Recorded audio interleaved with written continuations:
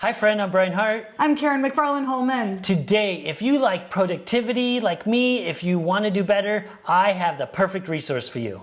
And I'm going to be sharing about how you can grow an exotic plant that you might not have thought you'd be able to. Let's get to it. My next cool sheet is a website. This is called Untools.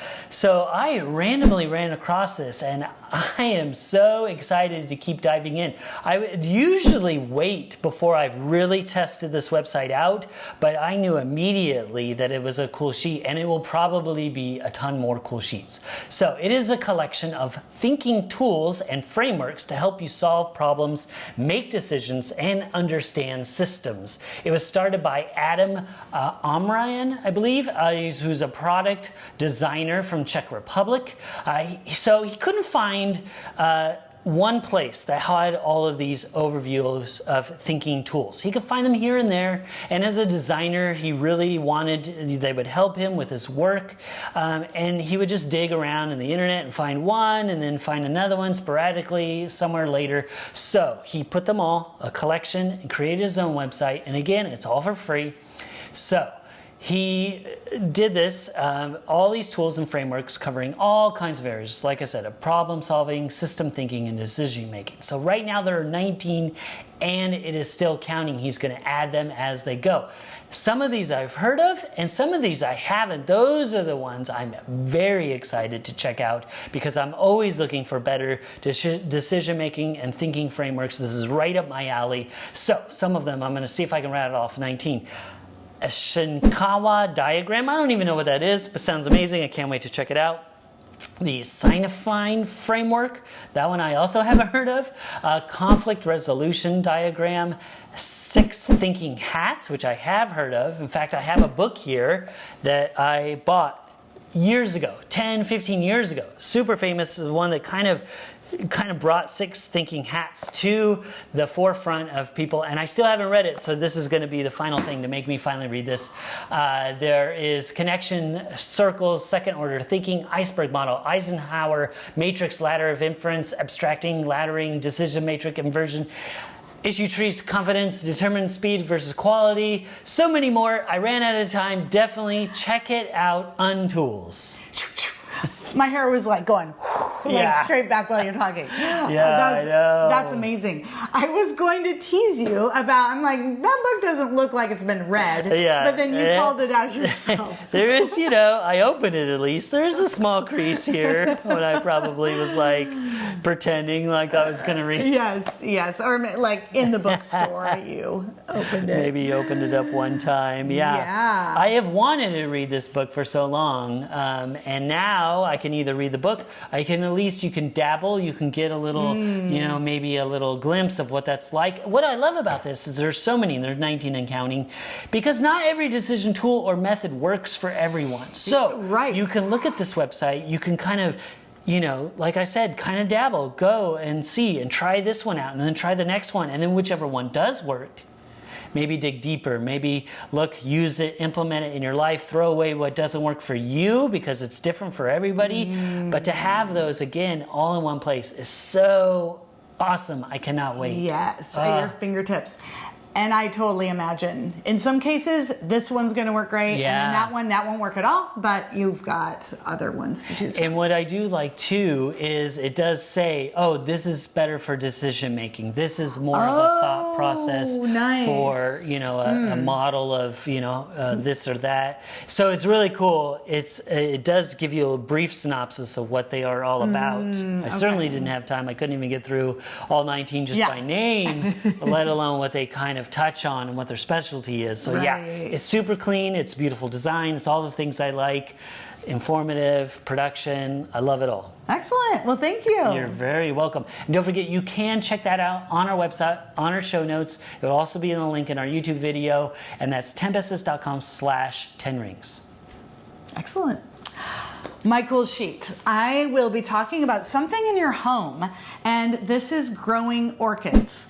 We have had some previous cool sheets talk about plants and flowers. In episode 25, Brian talked about the best air cleaning plants according to NASA. And I talked about a tropical plant, a tropical flower, the Mandevilla, in episode 15. But I want to bring in orchids. This is one of my favorite, if not my #1 favorite indoor flowering plant.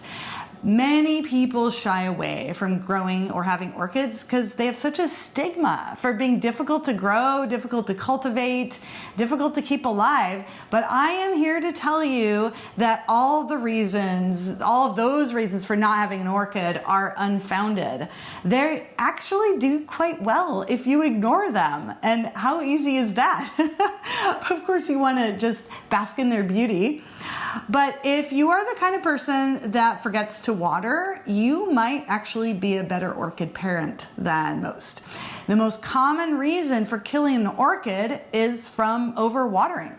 One trick that I learned quite a while ago for watering orchids is that you can take a regular size ice cube and put it on top of the soil and just let it melt.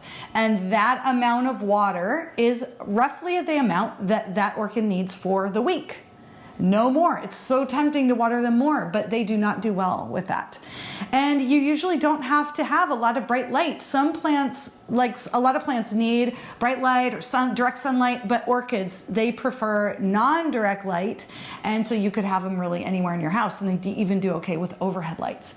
Temperature-wise, unless your home undergoes large fluctuations in temperatures, they will do great. And finally, they are absolutely glorious to behold. That's my favorite part of it.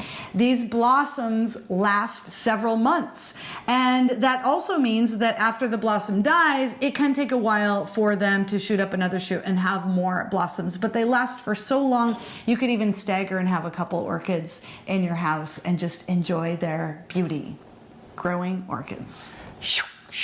Ooh, okay, you had me at low maintenance. Yes. You know how much I love plants. Yes. I don't think there's any plants on the set, but I have 25 to 35 at any time plants in my house. They're all low maintenance. They have to be low maintenance. As much as I love being a plant parent, and I have tons of them, they're a very specific few. Most of them they're all on the list of the NASA ones. So, of course. I do love those. I love the ones that give you a lot of oxygen, or not just clean oxygen and do a bunch of other things cleaning the air. But I like this one because also I would say that not just orchids that people overwater, all plants in general. I would say as I've dove deeper into problems and how to be a better plant parent, most of it is people usually overwater. I know I did that all the time in the beginning. I would always overwater versus underwater. So I'm glad that that's another one though. It's super hardy. The light, all of those things fit right into and the fact that they have beauty, because a lot of the plants I have are pretty much, peace lilies will bloom once, but usually that's it. So I kind of just have a bunch of greenery, which I love. Yeah. But maybe I'll mix in a little orchid action too. Orchid action, I do recommend it. It just, and they're cool. I feel like they're a really nice thing to look at while meditating. I mean, they're so beautiful. I like that. Yeah. And I love that pro tip with the ice cube. That's super cool. Thank you so much for that one. Boop, and you're done. Yeah, because most of the plants I have too are like that. Like I said, I like the low maintenance ones. Yeah. I like the ones that you don't have to water all the time. So I got a lot of snake plants. I got a lot of aloe vera, things like that. Right. That I barely have to water. Yeah, those are my aloe vera is faves. good for that. One other thing, so orchids do like a little bit higher humidity. And so if you don't have humidity, you can have a tray with pebbles or something and have water in there, so you don't have to, because I used to forget to mist. But if you just have a tray of water that's just sitting there, that'll work. The water vapor just goes up, and that's enough. So cool. Yeah. All right, well, thank you so much. I'm going to get an orchid. That's it. You are. We'll do it. Okay. All right. Thank you so much for joining us, friend. I'm Brian Hart. I'm Karen McFarland Holman. And let me know in the comments, have you tried any of these tools? And if not, which one do you want to try first? And what do you think about orchids? Do you think you're ready to grow one and cultivate it? If you're enjoying the show, please like and tell a friend. Stay tuned tomorrow for another great show. And don't forget to stay curious.